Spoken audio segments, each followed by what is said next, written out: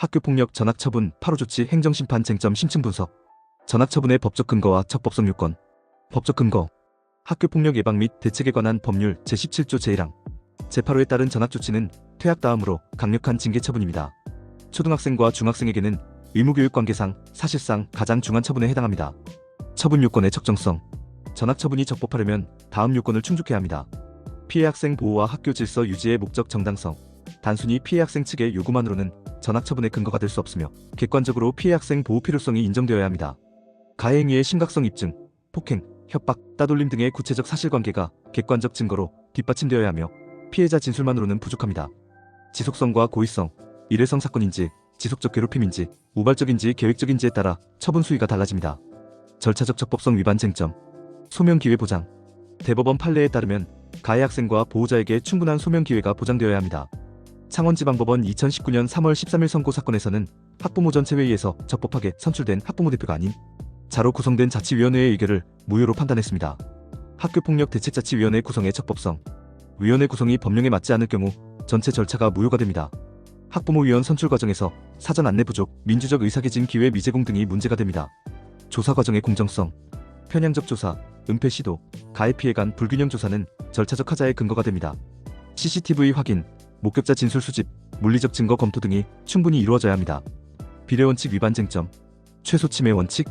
대구지방법원 2021과 비만 2274 판결에서는 가해 정도에 비추어 다른 가해자들에 대한 처분과의 형평에도 어긋나는 등 이 사건 처분은 원고에게 너무나 가혹하여 재량권 일탈 남용의 위법이 있다고 판시했습니다. 전학이 아닌 1에서 7호 조치로도 목적 달성이 가능한지 여부가 핵심 쟁점입니다.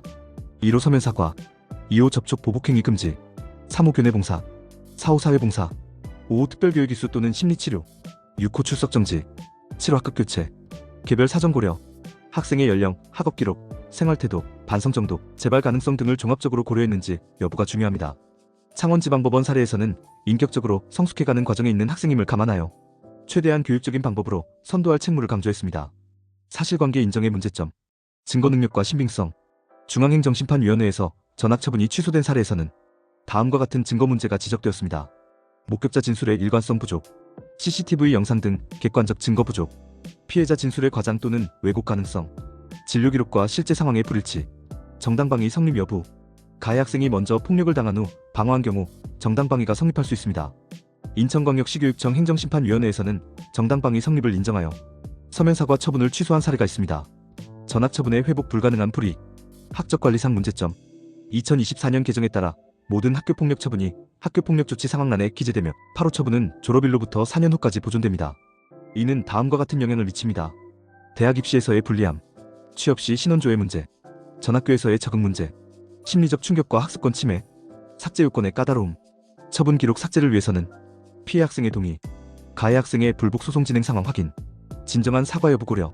이러한 요건들이 매우 엄격하여 사실상 삭제가 어려운 상황입니다. 행정심판에서의 주요 성공 사례. 절차적 하자로 인한 취소 사례. 창원지방법원 사건에서는 자치위원회 구성의 절차적 하자를 이유로 처분 무효를 인정받았습니다. 학부모위원 선출 과정에서 민주적 절차를 거치지 않았다는 점이 핵심이었습니다. 비례원칙 위반으로 인한 취소 사례. 중앙행정심판위원회에서는 가해 행위의 정도에 비해 전학처분이 과도하다고 판단하여 처분을 취소한 사례가 있습니다. 특히 일회성 사건이고 피해 정도가 상대적으로 경미한 경우입니다. 사실관계 오인으로 인한 취소 사례. 객관적 증거 부족과 편향적 조사를 이유로 처분이 취소된 사례들이 있습니다. 이 경우 CCTV 분석, 의료진단서 검토, 다수 증인 진술 등을 통해 사실관계를 재검토했습니다. 행정심판 청구 시 핵심 전략. 청구 기간과 절차. 처분을 안 날로부터 90일 이내, 실제 처분일로부터 180일 이내에 청구해야 합니다. 동시에 집행정지 신청을 통해 전학 집행을 일시적으로 중단시킬 수 있습니다. 증거자료 준비.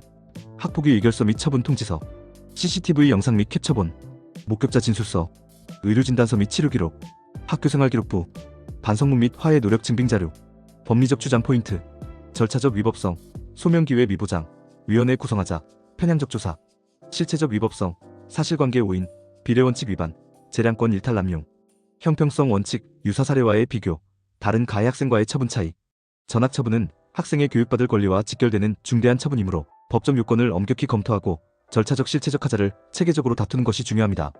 특히 개별 사안의 특성을 면밀히 분석하여 가장 효과적인 쟁점을 선별하여 주장해야 합니다. 당신의 생각을 댓글로 남겨주세요. 영상이 도움되셨다면 구독과 좋아요.